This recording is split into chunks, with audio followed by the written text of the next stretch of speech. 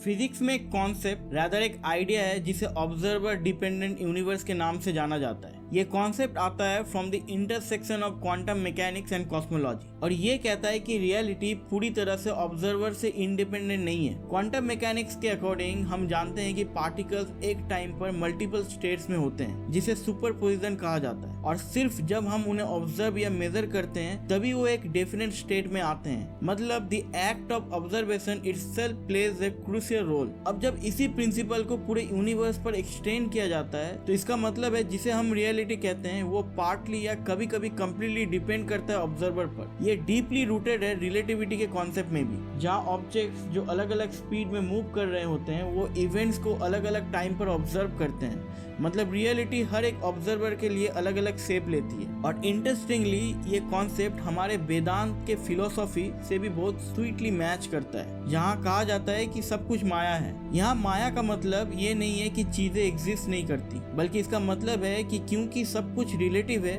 एक दूसरे के रेस्पेक्ट में, हम कभी भी किसी ऑब्जेक्ट का ट्रू एसेंस या ट्रू रियलिटी को पूरी तरह नहीं समझ सकते।